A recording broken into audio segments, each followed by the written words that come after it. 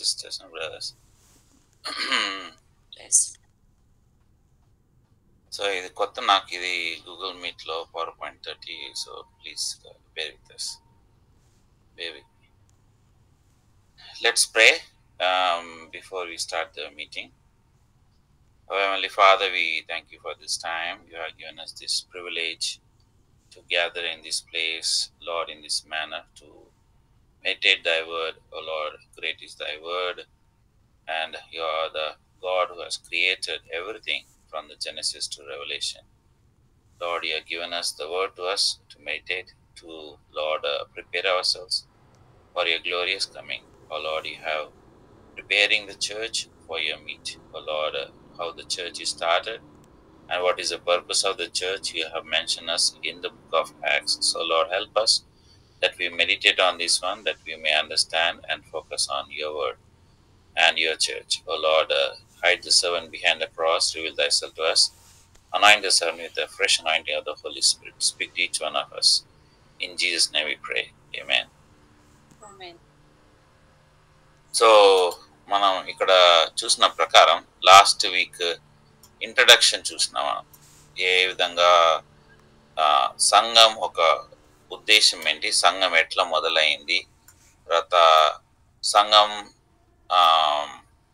కి పర్పస్ ఏంటి అని మనం కొన్ని విషయాలు చూసినాం. ఇందులో ఈ యొక్క పుస్తకం రాసింది ఎవరు, అది దాని గురించి మనం చూసినాం. ఈ పుస్తకం రాసింది థియోఫిలస్ అని.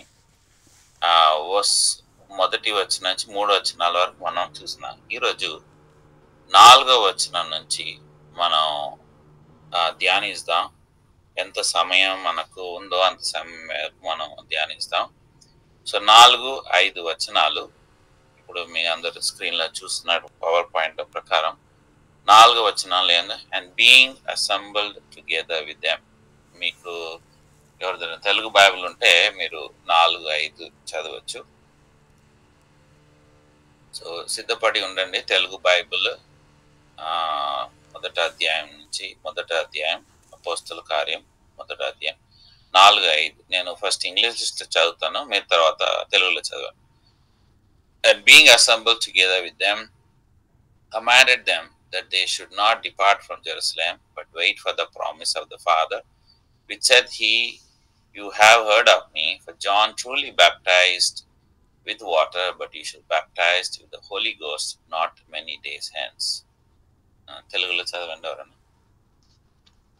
ఆయన వారికి కలుసుకొని ఇలాగూ ఆజ్ఞాపించెను, మీరు యెరూషలేము నుండి వెళ్ళక నా వలన వినిన తండ్రి యొక్క వాగ్దానము కొరకు కనిపెట్టుడి.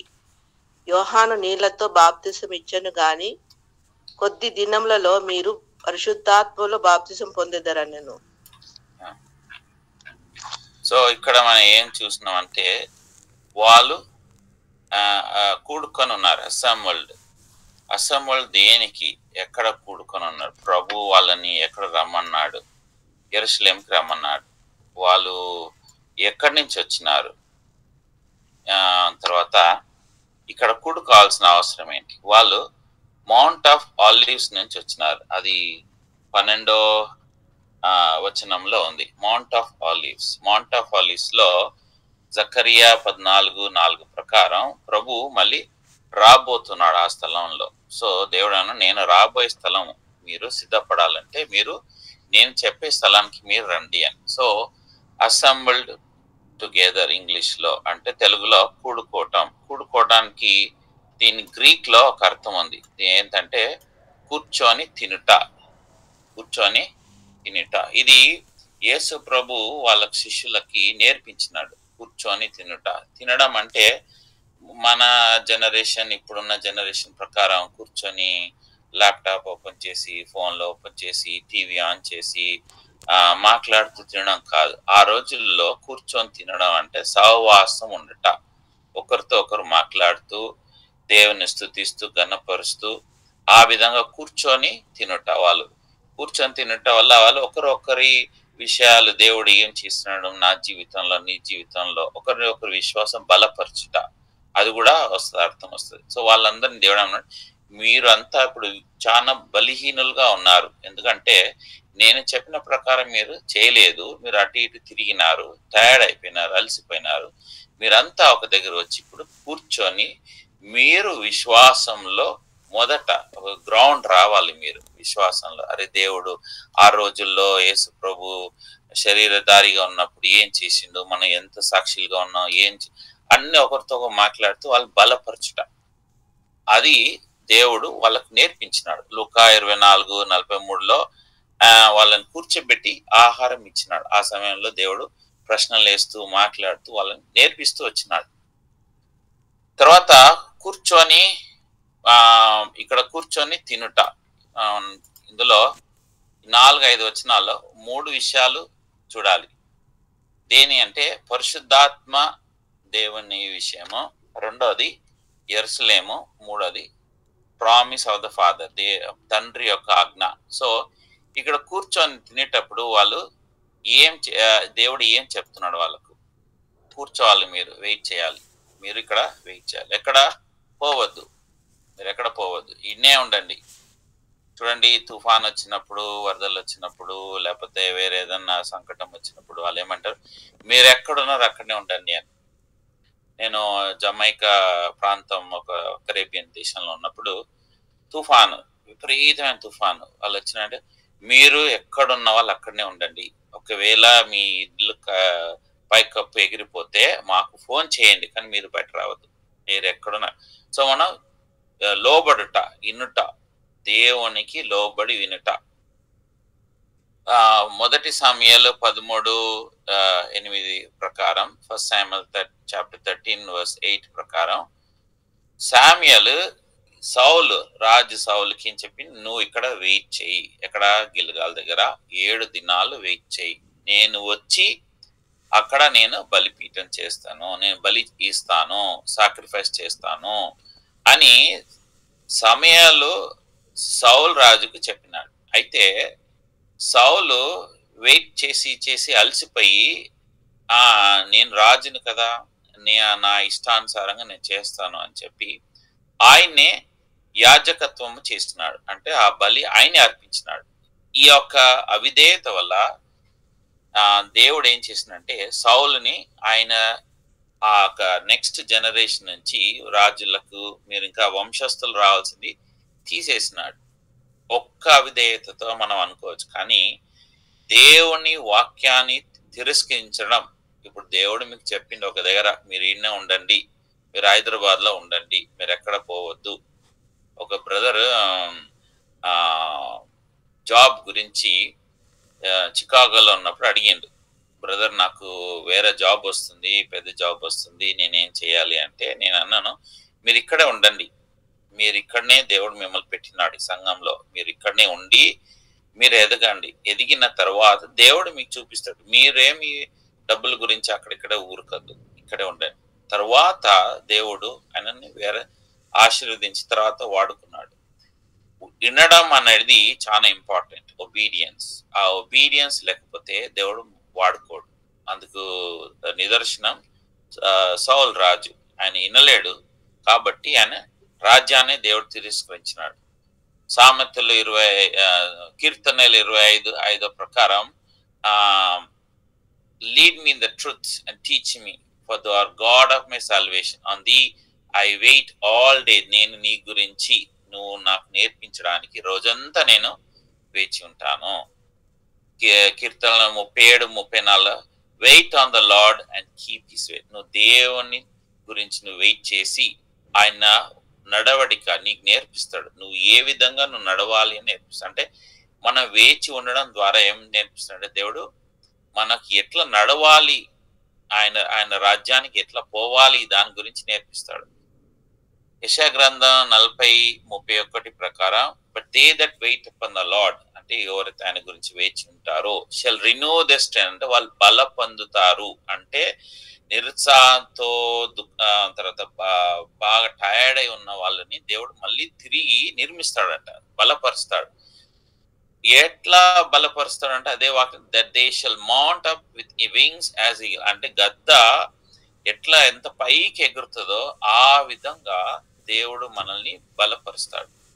They shall run and not be weary. వాళ్ళు ఉరికినా కూడా తర్వాత వాళ్ళు అలసట పోరు. And they shall walk and not faint. వాళ్ళు నడిచిన, వాళ్ళు ఎంత కష్టమైన మార్గమైనా వాళ్ళు మూర్చపోడు, లేకపోతే ఫెయింట్ కారు. అందుకే ప్రతి ఆదివారం మనం దేవుని సన్నిధిలో ఒక 3 గంటలు 4 గంటలు మనం స్పెండ్ చేసినప్పుడు, ఆ తర్వాత మళ్ళీ నెక్స్ట్ డే మండే నుంచి వెళ్ళినప్పుడు వాళ్ళు గద్దె వల్లే వాళ్ళు ఎగురుతారంట. ఎందుకు? బలపరచబడినారు, స్ట్రెంగ్త్ వచ్చిన వాళ్ళకి. సౌదీలో ఫ్రైడే రోజు సహవాసం ఉన్నది. అక్కడ ఏంటంటే ఫ్రైడే ఆఫ్ హాలిడే. కొంతమంది పని చేసే వాళ్ళు చాలా లేబర్స్, చాలా 50 డిగ్రీల ఎండలో వాళ్ళు పనిచేస్తుండే. వాళ్ళకు వచ్చే జీతంలో ఇంటికి పంపించడానికే అయిపోతుండే. ఆ ఊర్లలో ఎక్కడెక్కడ చిన్న చిన్న పనులు వాళ్ళు ఉన్న వాళ్ళు, వాళ్ళకున్న బిజినెస్ ప్రకారం వాళ్ళతో పంటలు. అయితే మందిరం రావడానికి టాక్సీ డబ్బులు ఉండేది కాదు. వాళ్ళ ఓనర్ బాగా కష్టపడి బాధపరిచేవాడు. అయితే వాళ్ళు కార్లు తుడిచి ఆ కార్లతో వచ్చే డబ్బులతో వాళ్ళు ఆ టాక్సీలో రావడానికి కావాల్సిన ఒక పేమెంట్, రెంట్, టాక్సీ పే చేయడానికి తీసుకొని వచ్చేవాళ్ళు. వచ్చి ఫ్రైడే మొత్తం సాయంత్రం, పొద్దున్న నుంచి సాయంత్రం వరకు ఉండి మళ్ళీ సాటర్డే పోయేవాళ్ళు. వాళ్ళ ఒక ప్రాబ్లమ్స్, వాళ్ళ ఒక సఫరింగ్స్, బాధలు, కష్టాలు వర్క్ ప్లేస్ లో ఇంటే కన్నీళ్ళు వచ్చేస్తాయి. ఎట్లా తట్టుకుంటున్నారు బ్రదర్ అంటే, కేవలం ఒక్క దినం వల్ల.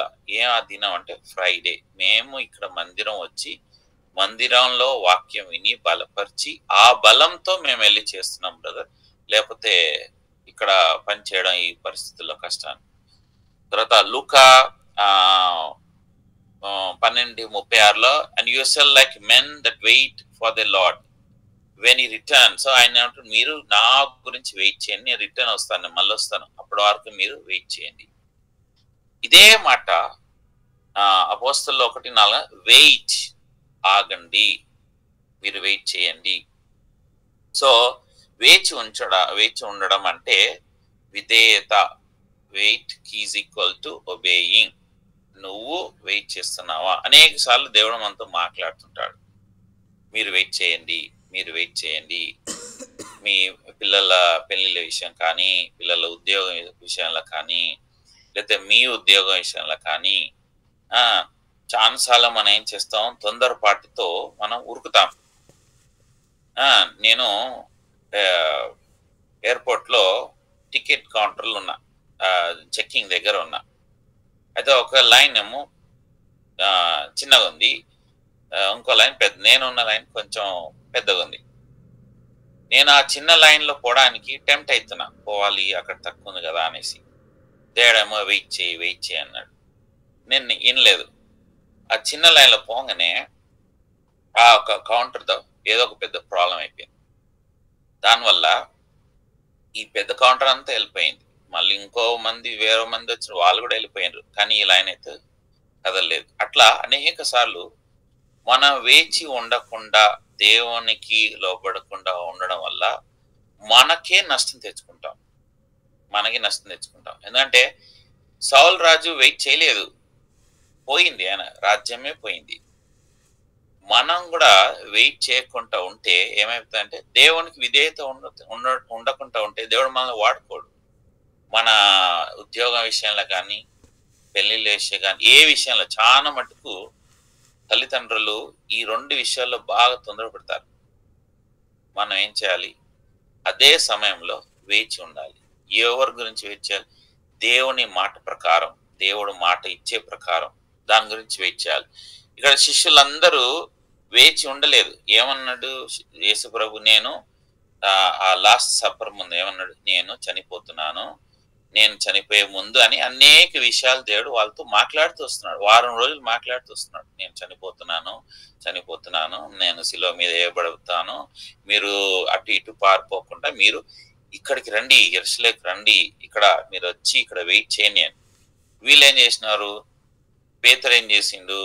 నేను చావలు పట్టడానికి పోతా అన్నాడు, ఇంకేం లేదు అనేసి. 2 శిష్యులు ఏం చేసిండ్రు? యెరూషలేము వదిలేసి వెళ్ళిపోతున్నారు. అట్లా అనేక మంది తప్పిపోయినారు. ఇది ఎందుకంటే వెయిట్ చేయలేదు వాళ్ళు. వెయిట్ చేయకుండా ఉండడం కారణం ఏమైంది, రాత్రంతా పేతురు ఆయనతో ఉన్న తక్కిన 6 మంది శిష్యులు ఏమైంది, మొత్తం అలసట, టయర్డ్ అయిపోయినారు. సో మనం వెయిట్ చేయకుండా అటు ఇటు తిరుగుతా ఉంటే ఏమవుతుందంటే అలసట వస్తుంది, నింద వస్తుంది. అనేకులు మనల్ని చూసి ఏమంటారు, అరే వీళ్ళ దేవుడు చూడు ఏం చేస్తున్నాడు, వీళ్ళ జీవితాలు చూడని. మనం దేవునికి నామానికి మహిమ తేకుండా హేళన తీసుకొస్తున్నాం. ఇది మంచిదా?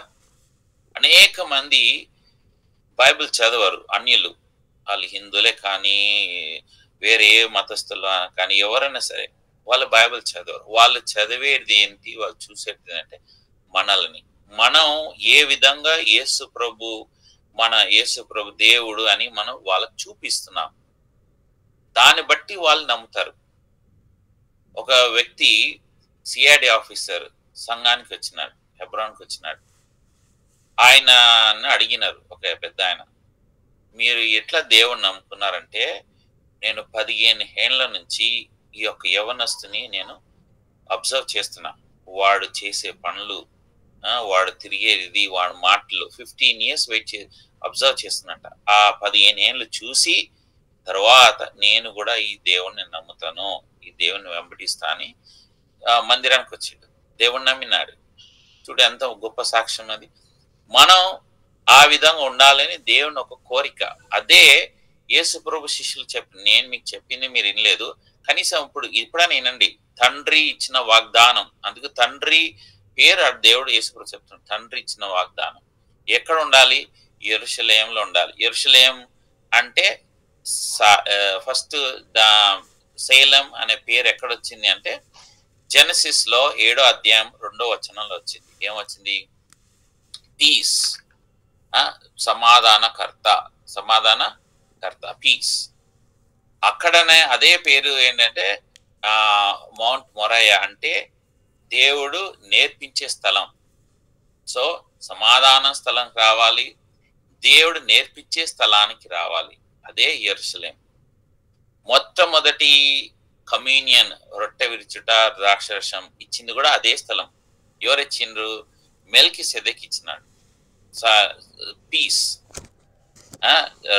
మెల్కిసెదెకు ఏం పేరు అంటే రాజు, సమాధానకి రాజు. ఆయన ఏం చేసిండు?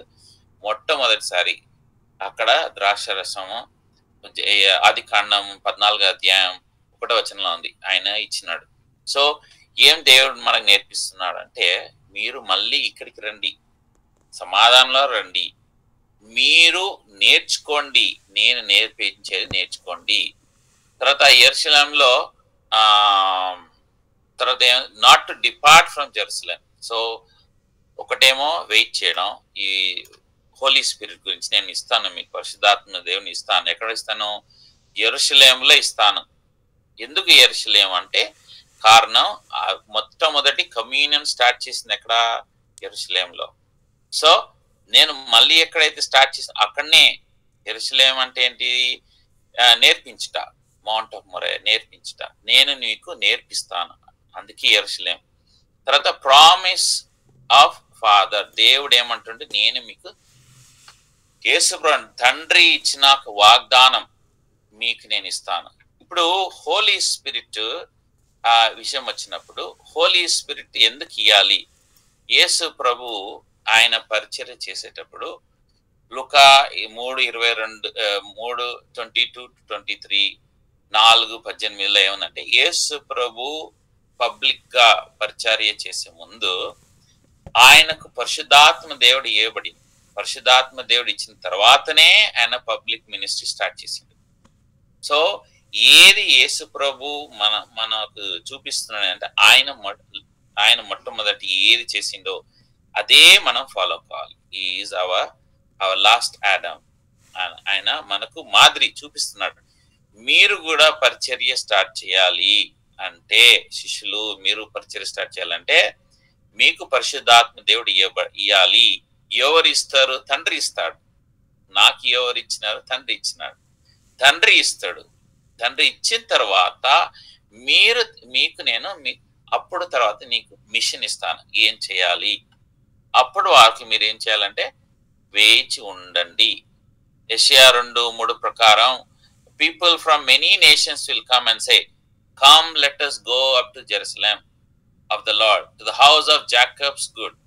There he will teach us his ways and we will walk in his path. So Isaiah ప్రవచిస్తున్నాడు, ప్రొఫెసీ చేస్తున్నాడు. యెరూషలేములో మీరందరూ రండి, అక్కడి నుంచి మీకు బోధ చేస్తాను. ఎవరు? లార్డ్, ప్రభువు మీకు బోధ చేస్తాడు. తర్వాత అనేక సందర్భాల్లో యేసుప్రభువే చెప్పినాడు. Example John 14 chapter 25, I have spoken these things unto you while I am with you, and the Spirit whom my Father shall send in my name shall teach you all things. So ఈ వాగ్దానం దేవుడు వాళ్ళకు remind చేస్తున్నాడు. మీకు చెప్పిన already నేను తండ్రి పంపిస్తాడు పరిశుద్ధాత్మ దేవుడు అనేసి, అదే రిమైండ్ చేస్తుంది ఇక్కడ. పరిశుద్ధాత్మ దేవుడు మీకు ఇవ్వబడుతును, దాని తర్వాత మిమ్మల్ని పంపించబడను. 15వ అధ్యాయం 26వ వచనం యోహాను సువార్తలో, when the spirit of truth shall come, సత్యమైన ఆత్మ, whom I will send from my father, he shall bear witness of me. అంటే మీరు ఈ పరిశుద్ధాత్మ దేవుని ద్వారా మీరు నాకు సాక్షులై మీరు ఉండురు. ఇంకా ఫర్దర్ గా 16వ అధ్యాయం 7వ వచనంలో, I shall go hence, I will send you the comforter, పరిశుద్ధాత్మ మీకు పంపిస్తాను, who shall reprove the world, మార్చేస్తాను. And he will said long before, he which believe in me, out of his belly shall flow rivers of living water. అంటే నన్ను నమ్మిన వాళ్ళు, సౌలు నమ్మలేదు, మీరు నమ్మలేదు, మీరు అంత చేపలు పట్టడానికి ఆడైడ ఉరికినారు, కొంతమంది ఇంట్లో దాచుకున్నారు. నేను చెప్పింది యెరూషలేంకి వెళ్ళండి, అక్కడ మీకు నేను నేర్పిస్తాను, అక్కడ మీకు పరిశుద్ధాత్మ ఇస్తాను, మీరు సాక్షులుగా ఉంటారు. కనీసం ఇప్పుడైనా మీరు వినండి. ఇంటే అప్పుడు మీ కడుపులో నుంచి మీకు నదులు పారుతాయంట, రివర్స్ ఆఫ్ లివింగ్ వాటర్. ఆ నదులు అంటే మీరు ఇంకా నదిని మీరు ఎవరు ఆపలేరు. చెరువుల్ని, తర్వాత లేక్స్ ని, ఇవన్నీ ఒక దగ్గర ఆగిపోయి ఉంటాయి, కానీ రివర్ ని ఎవ్వరు ఆపలేరు. అంటే మీలో నుంచి వచ్చే మాటలు ఎప్పుడైతే పరిశుద్ధాత్మ దేవుడు మీకు ఇవ్వబడుతున్నో, అప్పుడు మీలో నుంచి వచ్చే దేవుని మాటలు అవి ఆగలేరు, దాన్ని ఎవ్వరు ఆపలేరు, ఎవ్వరికి శక్తి లేదు. అది దేవుడు మనకు చెప్తున్న మాటలు అవి. ఎంత గొప్ప మాటలు కదా అవి. సో 3 విషయాలు: వెయిట్ ఫర్ హోలీ స్పిరిట్, యెరూషలేంలో వెయిట్ చేయాలి, తండ్రి మీకు వాగ్దానం ఇస్తాడు. తర్వాత 6 నుంచి 8 వచనాలు మనం దీన్ని ధ్యానిస్తాం. When they therefore were come together, they asked of him, saying, Lord, will thou at this time restore again the kingdom of Israel? And he said unto them, it is not for you to know the times of the seasons which the Father hath put in his own power, but you shall receive power after that the Holy Ghost is come upon you, and you shall be witnesses unto me both in Jerusalem and in all Judea and in Samaria and unto the uttermost part of the earth. So ఇక్కడ 6వ వచనంలో వీళ్ళకు ఒక ప్రశ్న ఏంటి అంటే, సాధారణమైన ప్రశ్న. యూదులందరూ అనుకున్నారు మనకు రాజు వస్తున్నాడు, ఈ రాజు ఇక మనం ఈ అన్యులు, ఈ యొక్క రోమన్ వాళ్ళతోటి మన అండర్లో ఉండం, మనకే ఒక రాజు ఉంటాడు, ఆ రాజు మనకు దీవిస్తాడు, మనం ఫ్రీ అయిపోతాం అని వాళ్ళందరూ వెయిట్ చేస్తున్నారు. కానీ ఆ రాజ్యం రాలేదు. యేసు ప్రభు రాజులకు రాజు అని ఫరో కూడా, పిలేటు కూడా అక్కడ రాసి పెట్టినాడు. శిలువ మీద వేసేటప్పుడు అందరు హేళన చేశారు, అరే మీ రాజు చూడు శిలువ మీద వేలాడుతున్నాడు అని. అందరికి ఇప్పుడు ఏంటంటే ఒక షేమ్, అరే మన రాజు వేలాడుతున్నాడు, ఏం చేస్తలేడు, ఈయనే రాజు అంటున్నాడు, కానీ ఇప్పుడు చూడు రాజు ఎక్కడ ఉన్నాడు అనేసి. అదే తిరిగి లేచిన తర్వాత మళ్ళీ వాళ్ళు అడిగే ప్రశ్న అదే ప్రశ్న. And when therefore will come together, మేమంతా కలిసి వస్తాం, Lord will you be restore kingdom of Israel, అంటే మళ్ళీ ఈ రాజ్యాన్ని నువ్వు తిరిగి సమకూరుస్తావా అంటే వాళ్ళకి ఇంకా ఆ నమ్మబుద్ధి అయితే లేదు. రాజ్యం, దేవుడు చెప్పే రాజ్యం ఏంటిది? పరలోక రాజ్యం అని చెప్తున్నాడు. కానీ వీళ్ళు అనుకునేది ఏంటి? లోకానుసారంగా రాజ్యం, మళ్ళీ ఆ ఒక పూర్వం ఎవరు డేవిడ్ ప్రకారం, సోలమన్ ప్రకారం అలాంటి వైభవం మళ్ళీ వస్తుంది అనేసి. ఆ రోజుల్లో అనేక మంది దేశాల నుంచి మనుషులు వచ్చేవాళ్ళు, వాళ్ళు ఉప్పు తెచ్చేవాళ్ళు, తర్వాత బంగారాలు ఏమేమో తీసుకొచ్చేది. దేనికి అంటే ఈ యొక్క వాక్యం వినడానికి వచ్చేవాళ్ళు.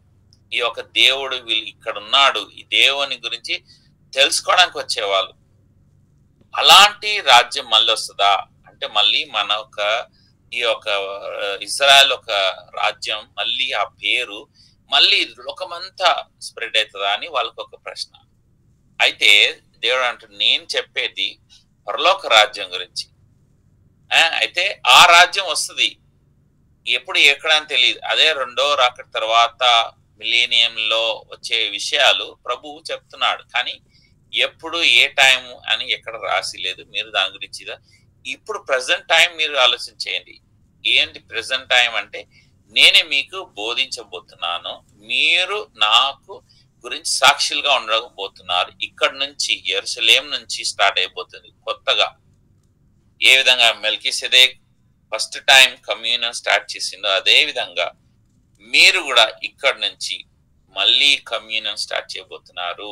మళ్ళీ రొట్టె విరచడం, ద్రాక్ష రసం. పాత నిబంధనలో టెంపుల్లో ఏముండే అంటే కేవలం రొట్టె ఉండేది, ద్రాక్ష రసం లేదు. మళ్ళీ మీరు స్టార్ట్ చేయబోతున్నారు ఇక్కడ. అయితే మీరు దీనికి 8వ వచనం అంటే I will give you power. ఏం పవర్ ఇస్తాను? పరిశుద్ధాత్మ దేవుడు ఒక శక్తిని ఇస్తాను. ఇచ్చినప్పుడు మీరు సాక్షులుగా ఉంటారు. చూడండి, యూదులు అన్య దేశాల దగ్గర పోయేవాళ్ళు కాదు. అన్య దేశాలని వాళ్ళు వీళ్ళు చేసే ఆరాధన ఆ సబ్బాత్ దినానికి వాళ్ళు రానియకుండా చూసుకునేవాళ్ళు. అది నెహెమ్యా గ్రంథంలో కూడా ఉన్నది. అయితే వీళ్ళకు ఒక ప్రత్యేకత ఉంది. మేము వాళ్ళతో కలవం, వీళ్ళతో కలవం. లూకా 15 అధ్యాయంలో తప్పిపోయిన కుమారుడు ఏ దేశానికి వెళ్ళిన దూర దేశాల్లో అక్కడ ఏమన్నాయి? పందులు మేస్తున్నాయి. వీళ్ళు పందులు మేసే వాళ్ళ దేశాలు కూడా వీళ్ళు వెళ్ళరు. అట్లాంటి యూదులకి దేవుడు ఏం చెప్తున్నాడు? మీరు నాకు సాక్షులుగా ఉంటారు. ఎక్కడి నుంచి? యెరూషలేంలో ఫస్ట్ మీరు అంటే మీ ప్రాంతం. రెండోది యూదా, జుడియా. జుడియా అంటే మీ పక్క ప్రాంతం, యెరూషలేం ఉన్న పక్క ప్రాంతం. తర్వాత సమరియా, సమరియా దాని పక్క ప్రాంతం. సమరియా దారి నుంచి ఎవరు యూదులు పోరు. యోహాను సువార్త 3వ అధ్యాయంలో యేసు ప్రభు వచ్చినప్పుడు అక్కడ సమరయ స్త్రీ చూసినప్పుడు శిష్యులు ఏమన్నారు? ఈమెతో ఈయన ఎందుకు మాట్లాడుతున్నారు? వీళ్ళు ఎవరు? సమరియలు. వీళ్ళు మనకు ద్వేషం, వీళ్ళతో మనకేంటి పని? అందుకే యేసు ప్రభు అప్పటి నుంచి చూపిస్తున్నాడు, నేను మిమ్మల్ని వాడుకుంటాను. కానీ స్టార్ట్ అయ్యేది ఎక్కడ అంటే జెరూసలేం. ఇక్కడ ఏం జరుగుతుందంటే ఒక సంఘం బోర్న్ అవుతుంది. బర్త్ ప్లేస్, సంఘానికి బర్త్ ప్లేస్. సంఘం అంటే ఏంటి? హెబ్రోన్ సంఘం, లేకపోతే బాప్టిస్ట్ సంఘం, లేకపోతే మెథడిస్ట్ సంఘం కాదు. సంఘం అంటే గ్రీక్ వర్డ్ లో ఎక్లీషియా. ఎక్లీషియా అంటే దేవుని రక్తంతో కొన్న ప్రజలు, దేవుని నామాన్ని పిలిచబడిన ప్రజలు. వాళ్ళంతా కలిసి ఒక దగ్గర ఉండి ప్రార్థన చేస్తే అది సంఘం. సో ఇక్కడ శిష్యులు వచ్చినారు. వచ్చిన అందరికీ ఏం చెప్తున్నాడు ప్రభు? సంఘాన్ని నేను స్టార్ట్ చేస్తున్నాను ఇక్కడ కొత్తగా. యెరూషలేంలో ఏముంది? టెంపుల్ ఉంది. టెంపుల్లో కాదు, బయట. అంటే పాత నిబంధన, ఇప్పుడు కొత్తగా ఒకటి నిబంధన స్టార్ట్ చేయబోతున్నాను. సంఘం ఒక బర్త్ ప్లేస్. తర్వాత జెరూషలేం, జెరూషలేంలో మనం చూసినాం అంటే వాళ్ళ ప్రజలు. ఇప్పుడు మనకు ఇది ఏ విధంగా వర్తిస్తుంది అంటే యెరూషలేం అంటే నువ్వు తిరిగి జన్మించిన తర్వాత మొట్టమొదట నీకు తిరిగి జన్మించినప్పుడు పరిశుద్ధాత్మ దేవుడు నీ మీద వస్తాడు. He will come. వచ్చినప్పుడే నువ్వు నోటితో చెప్పగలుగుతావు, నీ పాపాలు ఒప్పుకోగలుగుతావు. అంటే పరిశుద్ధాత్మ కన్విన్స్ చేస్తాడు యు ఆర్ ఎ సిన్నర్ అనేసి. మన ఒక కాన్షియస్నెస్ ని అలర్ట్ చేస్తాడు. నీకు ఎంత తప్పు ఉంది, ఎంత నువ్వు పాపంలో ఉన్నావు అన్ని దేవుడు రిమైండ్ చేస్తాడు. అప్పుడు ఏమవుతుందంటే మనం క్షమాపణ అడిగి రిపెంటెన్స్ అయ్యి యేసు ప్రభుని హృదయంలో చేర్చుకుంటాం. అది నూతన జన్మ, మళ్ళీ జన్మించుట, బోర్న్ అగైన్, తిరిగి జన్మించుట. హిందీలో మన్ ఫిరావ్ అంటారు, అంటే మనసుని మార్చేయడం. సో బోర్న్ అగైన్ అయినప్పుడు మనం ఏమైతే నూతన సృష్టి. 1 కొరింథీ 3:16 ప్రకారం ఈజ్ ఎ న్యూ, 2 కొరింథీ 5:17 ప్రకారం హీఈస్ ఎ న్యూ క్రియేచర్, నూతన సృష్టి. నూతన సృష్టి 1 కొరింథీ 3:16 ప్రకారం మన ఈ శరీరం దేవుని ఆలయం అయిపోతుంది. ఆ వచనంలో ఏముందంటే పరిశుద్ధాత్మ దేవుడు నీలో ఉన్నాడు కాబట్టి, దేవుడు నీలో ఉన్నాడు కాబట్టి నువ్వేమైనావు అంటే ఆలయం అయిపోయినావు. 1 యోహాను 4:4 ప్రకారం నీలో ఉన్నవాడు ఎవరున్నారు అంటే పరిశుద్ధాత్మ దేవుడు. లోకంలో ఉన్న వాని కన్నా, లోకంలో ఎవరు అంటే సాతానుడు ఉన్నాడు, వానికన్నా గొప్పవాడు. సో మనం ఏమైపోయినాం అంటే మనం దేవుని ఆలయం అయిపోయినాం. దేవుడు మనలో వచ్చినప్పుడు, మనం తిరిగి మారు మనసు పొందినప్పుడు, కొత్త జీవం అయినప్పుడు ఫస్ట్ మనం సాక్షిగా ఉండాల్సింది ఎవరికి? అది క్వశ్చన్. జెరూసలేం నీ వాళ్ళు. ఇప్పుడు నేను అన్యుల నుంచి, ఒక హిందూ కుటుంబం నుంచి బొనగినైనా, నాకు ఫస్ట్ టాస్క్ జెరూసలేం ఎవరంటే నా తండ్రి, నా తల్లి, నా తమ్ముడు, నా చెల్లె, వీళ్ళు నలుగురు. ఈ వీళ్ళకి నేను సువార్త చెప్పాలి ఫస్ట్. అది అంటే నువ్వు దాచుకోవడం కుదరదు. అది నేను సీక్రెట్ బిలియర్ ఉంటాను కుదరదు. నువ్వు చెప్పాలి. ఏ విధంగా నీకు నాకు చెప్పనా సఖ్యమైన సంతోషం ఉంది, ఆ ఒక అనుభవం నువ్వు చెప్పాలి. అదే ఫస్ట్ ప్రయారిటీ అన్నమాట. అది ఫస్ట్ థింగ్. జెరూసలేంలో నువ్వు చెప్పాలి, సాక్షులుగా ఉండాలి. రెండోది జుడియా. జుడియా అంటే నీ చుట్టుపక్కల ఉన్న, జెరూసలేం ఉన్న చుట్టుపక్కల ఉన్న జుడియా ప్రాంతం అంటే వాళ్ళు ఎవరంటే నీ బంధువులు, నీ ఫ్రెండ్స్, వీళ్ళందరికీ నువ్వు చెప్పాలి. నువ్వు దాచుకోవడం కుదరదు. ఎందుకంటే ప్రభు ఏమన్నా నువ్వు సాక్షిగా ఉండాలి. అనేకులు ఏం చేస్తారంటే నేను దేవుని నమ్ముతాను కానీ ఎవరు చెప్పను. నేను ఇప్పుడు హైదరాబాద్ లో ఉన్నా అనుకోండి, నేను ఎక్కడ పోయి చెప్తాను దేవుని గురించి చెప్పాలంటే చెన్నైకి పోయి చెప్తాను. దేవుడు అలా ఒప్పుకోడు. నువ్వు ఫస్ట్ జెరూసలేం.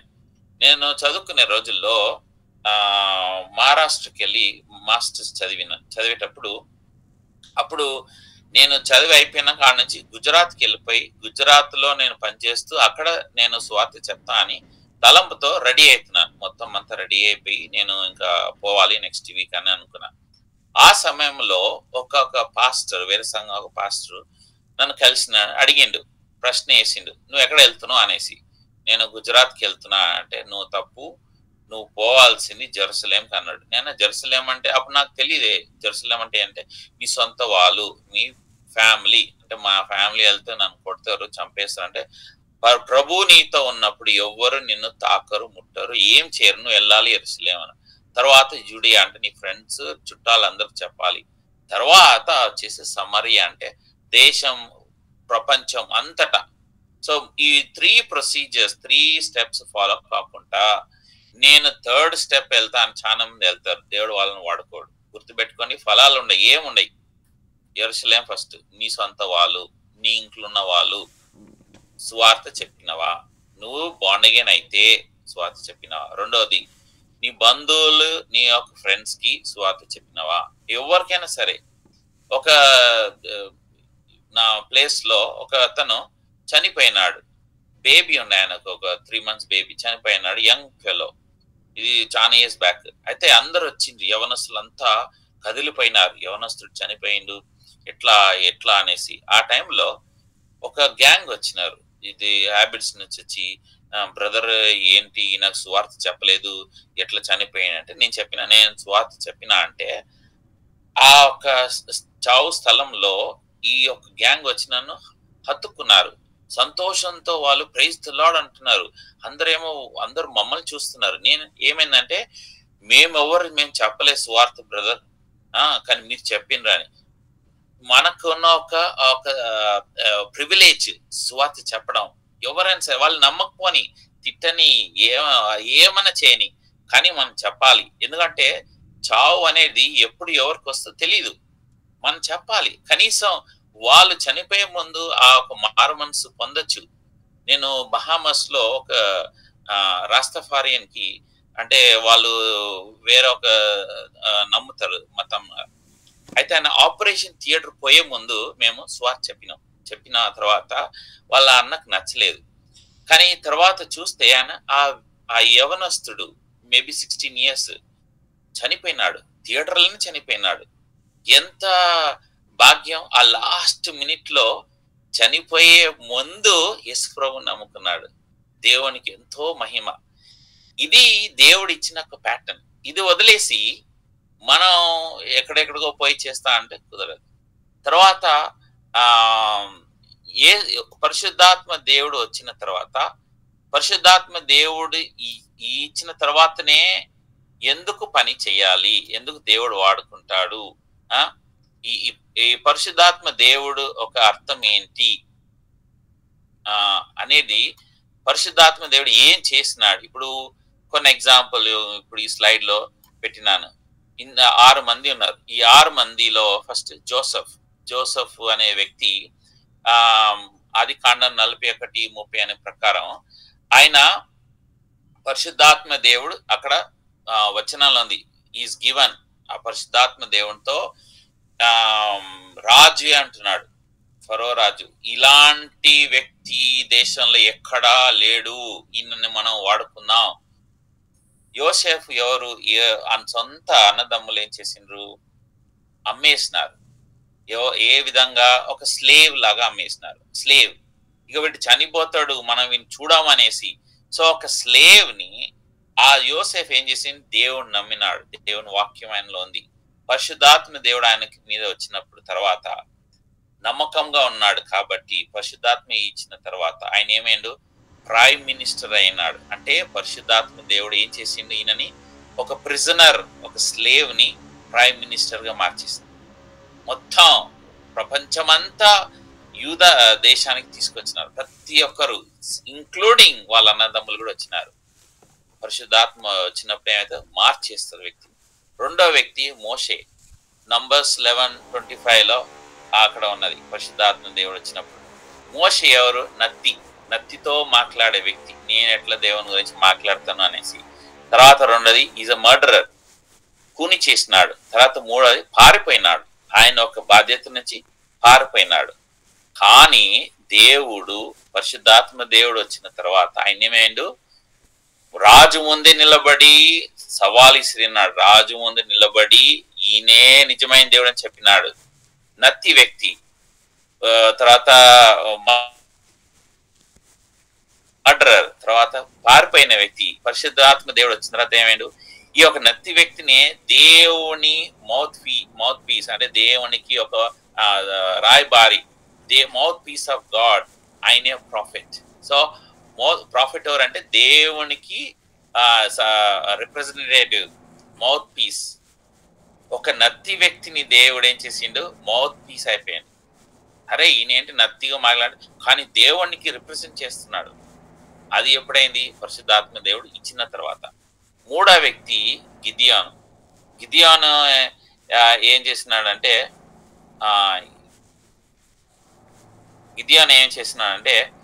జడ్జెస్ చాప్టర్ 6:34 గిదియోను అనేది దాచుకుంటున్నాడు. ఎక్కడ? ఒక గోధుమలో ఒక వైన్ ప్రెస్, ఆ వైన్ చేసే ప్రెస్ ఇంకా దాచుకుంటున్న వ్యక్తిని దేవుడు ఏమంటున్నాడు? నిన్ను నేను బలాశాలునిగా చేస్తాను. ఒక మైటీ వ్యాలర్. పిరికితనంతో దాచుకునే వ్యక్తిని దేవుడు అంటే నేను మార్చేస్తాను. ఏ విధంగా అంటే మైటీ వ్యాలర్ లాగా మారుస్తాను అనేసి. గిదియోను నమ్మలేదు, కానీ ఇది సత్యం. మీరు తర్వాత జడ్జెస్ చాప్టర్ 6-7 అట్లా చదివితే మీకు ఈజీగా అర్థమైపోతుంది ఎట్లా దేవుడు వాడుకున్నాడు అనేసి. తర్వాత వచ్చేసి దావీదు ఎవరు అంటే గొర్రెలు పెంచుకునే వ్యక్తి. సొంత తల్లిదండ్రులే నమ్మకం లేదు ఈయన మీద. వాడొక వేస్ట్ ఫెలో. శామ్యూయల్ వచ్చినాడు ఇంటికి, దేవుడు నన్ను పంపించినాడు, నీ పిల్లల్ని అంటే 6 మందిని తీసుకొచ్చినాడు తండ్రి. కానీ ఏమైంది? 6 మందిలో దేవుడు వీళ్ళు కాదు, వీళ్ళు ఇంకా ఎవరైనా ఉన్నారంటే ఒక వేస్ట్ ఫెలో ఉన్నాడు. వాడు వేస్ట్, వాడు ఉట్టి, వానికి ఏం తెలియదు, వానికి చదువు రాదు, ఏం రాదు, వాడు గొర్రెలు కాసుకుంటూ ఉంటున్నాడు, వాడు చిన్న వ్యక్తి అని. ఆ వ్యక్తిని తీసుకొచ్చినప్పుడు దేవుడు ఈయనే వేస్ట్ ఫెలో వ్యక్తి అని అనుకున్నారు. తల్లిదండ్రులే వేస్ట్ ఫెలో అనుకున్నారు, అన్నలు అనుకున్నారు వీడు వేస్ట్ ఫెలో అనుకున్నారు. కానీ పరిశుద్ధాత్మ దేవుడు వచ్చిన తర్వాత ఆ ఒక వేస్ట్ ఫెలో ఏమైనా రాజు అయినాడు. ఎలాంటి రాజు అంటే మామూలు రాజు కాదు, అందరూ వణికే వాళ్ళు అయిపోయినారు. సో చూడండి, అర్థం చేసుకోండి. పరిశుద్ధాత్మ దేవుడు వచ్చినప్పుడు మీరు ఎవరు అని ఆయన ఎంచుకోడు. క్వాలిఫైడ్ పీపుల్ని దేవుడు పిలవాడు. గుర్తుపెట్టుకోండి, నీ ఒక ఇంటర్వ్యూకి వెళ్ళినప్పుడు ఏదన్నా క్వాలిఫికేషన్ ఉన్న వాళ్ళనే జాబ్ ఇస్తానంటారు కదా, అట్లాగా దేవుడు చూసేది. నీవు ఒక విధేయత, దేవుడు చూసే క్వాలిఫికేషన్ గుర్తుపెట్టుకోండి. విధేయతతో దేవుని మాటకు లోబడుతున్నావా, దేవుని మాట గురించి నువ్వు నిలబడతావా, సాక్షిగా ఉంటావా, ఈ రెండే చూస్తాడు దేవుడు. ఈ రెండు చూసినప్పుడు నిన్ను తీసుకొని క్వాలిఫైడ్ చేస్తాడు. గుర్తుపెట్టుకుని ఈ statement. He don't call qualified, he take someone and qualified the person. అంటే ఎవరు పనికిరాని వ్యక్తిని దేవుడు ఆ పొజిషన్ కి క్వాలిఫైడ్ చేస్తాడు. అంటే ఆ క్వాలిఫికేషన్ కావాల్సిన దాని గురించి దేవుడే తరబిదిస్తాడు అనమాట పరిశుద్ధాత్మ దేవుడు. మీరు తర్వాత సంసోన్ జడ్జెస్ 14:6 లో ఈయన ఎవరు వ్యక్తి అంటే దేవుని మాట వినలేదు, అన్యుల దగ్గరకు పోయినాడు. తర్వాత దేవుడు ఆయనకి ఇచ్చిన ఒక వాగ్దానం, నిన్ను వాడుకుంటాననేసి. ఈయన గాడిద ఒక కింది జాతో ఎంతో మందిని చంపినాడు, గడగడగా చేసినాడు. కానీ తప్పు చేసిన ప్రకారం ఆయన పరిశుద్ధాత్మ దేవుడు వెళ్ళిపోయిండు. కానీ తిరిగి ఆయన క్షమాపణ అడిగినప్పుడు ఆయన ఎంతో ఫిలిస్తీన్లని చంపినాడు. ఈ సంసోను వ్యక్తి డిసొబీడియంట్ పర్సన్ ఏం చేసినాడు, దేవుడు వాడుకున్నాడు. పరిశుద్ధాత్మ దేవుడు ఉన్నప్పుడు సింహాన్ని కూడా రెండుగా ముక్కలుగా చేసేసినాడు. చివరికి డానియల్ వచ్చేసి ఒక నపుంసకుడు అంటే ఈనాక్. వాళ్ళు ఆ సమయంలో నెబుకద్నెజర్ రాజు ఏం చేసినాడు, రాయల్ బ్లడ్ ఉన్న వాళ్ళు వీళ్ళు బాగా ఆలోచన చేస్తారు, మంచిగా ఆలోచన చేస్తారు, వీళ్ళు నాకు అవసరం నా రాజ్యానికి అని చెప్పి 10,000 మందిని స్లేవ్స్ గా తెచ్చినాడు, ప్రిజనర్స్. అంతా రాయల్ బ్లడ్ లో ఉన్న వాళ్ళే. 10,000 మందిలో అందరికీ అందరికీ ఈనాక్ చేసేసినాడు. అంటే వీళ్ళకి ఇంకా సంతానం లేకుండా ఉన్నట్టు చేసేసినాడు. అందరినీ నేను వాడుకుంటే అందరికీ ఏం చేసిండు, తరబిది ఇచ్చినాడు. అయితే నపుంసకునికి ఒక మర్యాద ఉండదు, గుర్తుపెట్టుకోండి. ఇప్పుడు మీ ఇంటి చుట్టుపక్కల ఎవరన్నా నపుంసకుడు వస్తే మీరు మర్యాద ఇస్తారా? ఇయ్యరు. అలాంటి నపుంసకుడిని ఆయన ఏం చేసి, నేను దేవుని గురించి నిలబడతాను, ఆయనతో ఇంకా నలుగురు 10,000 మందిలో నలుగురు నిలబడ్డారు. గుర్తుపెట్టుకోండి, ఎవరైనా సాక్షిగా ఉంటారో నంబర్తో సమస్య లేదు, నంబర్తో మనకు ప్రశ్నే లేదు. నలుగురు 10,000లో నలుగురు వాళ్ళు నిలబడ్డారు. నిలబడిన వాళ్ళని దేవుడు ఏం చేస్తున్నాడు, పరిశుద్ధాత్మ ఇచ్చినప్పుడు డానియల్ గ్రంథంలో ఉంది ఏమైంది, రాజు ముందు వెళ్ళి నిలబడ్డాడు. రాజు ఏమన్నాడు, అందరిని నేను చంపేస్తాను, వీళ్ళంతా వేస్ట్, మీరు అంతా ఫుడ్ తిన్నారు ఇన్ని సంవత్సరాలు, నాకు దేనికి ఉపయోగం లేదు, అందరిని చంపేస్తా అంటే డానియల్ పోయి చెప్పినాడు, దేవుడు ఉన్నాడు, దేవుడు మాట్లాడతాడు, ఆయన చెప్తాడు, మీరు వెయిట్ చేయండి. తర్వాత ఆ ఒక కళ ఒక అర్థం మొత్తం దానియేలు పోయి చెప్పినాడు. ఇప్పుడు ప్రార్థన చేసినప్పుడు ఈ కళ ఎవరు చెప్పలేదు, రాజు చెప్పిన షరతు అంటే కళ చెప్పాలి, కళకి అర్థం చెప్పాలి, ఎవరైనా సరే కళ చెప్తే మేము చెప్తా అన్నారు. కానీ దానియేలు మీరు వెయిట్ చేయండి, నాకు కొంచెం టైం ఇవ్వండి అని చెప్పి వెళ్ళి పరిశుద్ధాత్మ దేవుడు వచ్చిన తర్వాత ఆయన కళకి అర్థం చెప్పిన తర్వాత ఆయన ఏం చేసిండు, ప్రైమ్ మినిస్టర్ గా మార్చినాడు. 3 రాజ్యాలకి ఒక తర్వాత ఒకటి 3 రాజ్యాలకి ఓల్డ్ ఏజ్ అయినా కూడా దానియేలు ప్రైమ్ మినిస్టర్ అయినాడు. తర్వాత ఆయన 3 ఫ్రెండ్స్ వాళ్ళు 3 గవర్నర్స్ అయినారు. ఈ అన్ని విషయాలు ఎప్పుడు వీళ్ళు మారినంటే కేవలం పరిశుద్ధాత్మ దేవుడు వచ్చిన తర్వాత వాళ్ళు మారిపోయినారు.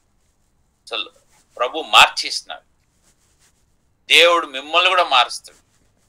దేవుడు కావాల్సింది పెద్ద సంఖ్య కాదు, దేవుడు కావాల్సింది నిజాయితీగా నేను నిలబడతాను, ధైర్యంగా, దేనికైనా సరే. ఆ డానియేల్ 3 ఫ్రెండ్స్ ని చంపేస్తాం, మిమ్మల్ని అగ్నిలో చంపేయండి, మా దేవుడు కాపాడుతాడు, లేదంటే దేవుడే మమ్మల్ని చూసుకుంటాడు. దానియేలుని కూడా సింహం గుహలో పడేసినారు. కానీ ఏం చేసింది, వాళ్ళు నిలబడ్డారు, దేవునికి నిలబడ్డారు, సాక్షిగా ఉండడానికి నిలబడ్డారు. వాళ్ళు ఒక విధేయత చూపించినారు. ఆ విధేయత ద్వారా దేవుడు ఏం చేసినాడు, మార్చేసినాడు. మనకి ఇప్పుడు ఇవన్నీ మనం చదువుతుందంటే ఇది ఒక హిస్టరీ. సో చూసినారా, 8 వచనాల వరకు మనం చూసినప్పుడు ఏమైంది అంటే 8 వచనాల వరకు చూసిన ఏమైందంటే ఇది ఒక సాక్ష్యం. దేవుడు రిమైండ్ చేస్తున్న వాళ్ళకి, మీరు కూర్చొని ఉన్నారు, మీరు చూడండి ఇది కొత్త ఏం కాదు, పాత టైంలో నేను సెలెక్టెడ్ పీపుల్ని నేను ఎంచుకున్నాను, కానీ ఇప్పుడైతే ఇది అందరికి ఇవ్వబడుతుంది. పరిశుద్ధాత్మ మీద ప్రతి ఒక్కరు ఉట్టి యూదులేగా అందరికి ఇవ్వబడుతుంది. ఇది ఫస్ట్ ప్లేస్ చర్చ్ బాన్. సో ఇక్కడతో నేను ఆపేస్తాను. మనకిచ్చే ఒక ప్రశ్న ఈరోజు, దేవుడు మీరు సాక్షులుగా ఉంటున్నారా? యెరూషలేములో, జూడియాలో, సమరియలో మీరు విధేయత చూపిస్తున్నారా? మీరు దేవునికి గురించి సాక్షిగా నిలబడుతున్నారా? ఎంతవరకు మీరు దేవుని గురించి వేచి ఉంటున్నారు? దేవుడు మీరు ఎన్నో రోజుల నుంచి మీరు ప్రార్థన చేస్తున్నారు, ఏదైనా సరే దేవుడు మీకేమంటున్నాడు? వెయిట్ చేయండి, వెయిట్ చేయండి, వెయిట్ చేయండి. మీరు వెయిట్ చేస్తున్నారా? వెయిట్ చేయకుండా మీరు మీ సొంత మార్గంలో వెళ్ళి అక్కడ ప్రార్థన చేసి, అనేక మంది పెళ్లిళ్ళ విషయాల్లో ఇదే విధంగా చేస్తారు. దేవుని చిత్త ప్రకారం ఇది మేము చేస్తున్నాం అనేసి చేసి ప్రే చేస్తారు, కానీ పెళ్ళైన సంవత్సరం 2 సంవత్సరాల్లో డివోర్స్ అయిపోతుంది. ఎందుకు అవుతున్నాయి? దేవుడు చెప్పలేదు. దేవుడు ఏం చెప్తున్నాడు? వెయిట్ చేయండి. కానీ అనేక సందర్భాల్లో వీళ్ళు తొందరపాటులో వాళ్ళకి నష్టం తెచ్చుకుంటున్నారు. ఇంకా దేవుని పేరు పెడుతున్నారు, దేవునికి నష్టం తీసుకొస్తున్నారు. అన్యుల ముందు మనం దేవుని పేరు అవమానపరుస్తున్నాం. ఇది నిజం. అనేకులు ఎందుకు దేవుళ్ళు వస్తలేరు అంటే మన సాక్ష్యాలు సరిగా లేకపోవడం కారణం బట్టి. మనం ఈ రోజు నేర్చుకుందాం దేవుని గురించి, ఒక తీర్మానం తీసుకుందాం. నేను దేవుని గురించి నిలబడతాను, దేవుని గురించి నేను సాక్షిగా ఉంటాను. దేవా నన్ను వాడుకో అని చెప్పు. నీ క్వాలిఫికేషన్ చూడడు దేవుడు, నీకున్న ఈ క్వాలిఫికేషన్ చూస్తాడు. దేవుని గురించి నిలబడుతున్నావా, విధేయత చూపిస్తున్నావా, వేచి ఉంటావా? ఉంటే దేవుడు ఖచ్చితంగా నిన్ను వాడుకుంటాడు. మనం ప్రార్థన చేసుకుందాం. ఇంకా నెక్స్ట్ వీక్ లో మనం ఇంకా వేరే వచనాల మీద ధ్యానిస్తాం. బ్రదర్ నా ప్రైజ్ లానా మీరే ప్రే చేయండి. ఇంగ్లీష్ లో చేయాలా? తెలుగు పాసిబుల్ అయితే తెలుగులో చేయండి, లేదంటే మీ కంఫర్ట్. సరే, ఓకే ఓకే. పరలోక మా తండ్రి, దేవా ఇప్పటి వరకు మాకు ఇచ్చిన సమయానికే వందనాలు, ధ్యానించిన వచనాలకే వందనాలు. దేవా మరి ఎంత నిజాలు సత్యాలు మీరు ఇందులో బయలుపరుస్తున్నారు. వేచి ఉండడం, పరిశుద్ధాత్మ దేవుడు ఇయ్యడానికి ఒక ఉద్దేశం. యెరూషలేములో మేము ఎందుకు ఉండాలి? యెరూషలేములో మాకు బోధించబడుతుంది, యెరూషలేములో మాకు సమాధానం ఇవ్వబడుతుంది ప్రభువా. అంతేకాక మమ్మల్ని మీరు యెరూషలేం, యూదా, తర్వాత సమరియలో సాక్షులుగా వాడుకుంటానన్నారు. దేవ అనేక సార్లు మేము తప్పిపోయి, అనేక సార్లు తొందరపాటులో మేము అవమానం తీసుకొచ్చిన, మేము అనేక సార్లు నిందలు తీసుకొచ్చిన నీ నామానికి దేవ సాయం చేయండి. ఇక మీదట మేము నీ గురించి సాక్షులుగా ఉండడానికి సాయం చేయండి. నంబర్తో అవసరం లేదు, క్వాలిఫికేషన్తో అవసరం లేదు, కేవలం విధేయతో, విశ్వాసంతో, దేవా నేను ఇక్కడ ఉన్నాను, నీ గురించి సాక్షిగా ఉంటానన్న వాళ్ళని ప్రభు వాడుకుంటాడనేసి మీరు మాకు మాట్లాడుతూ వస్తున్నాను. వందనాలు. ఇంకా మీదట మేము మీ గురించి సాక్షిగా ఉండడానికి సాయం చేయండి. వచ్చిన ప్రతి ఒక్క బిడ్డలను మీరు దీవించి ఆశీర్వదించి, రాబోయే ఇంకా ఎవరైతే రాలేదో వాళ్ళని మీరు జ్ఞాపకం చేసుకుని రాబోయే దినాలను మీరే వాడుకొని వేడుకుంటూ యేసు నామమున ప్రార్థించి వేడుకుంటున్నాం తండ్రి. ఆమేన్.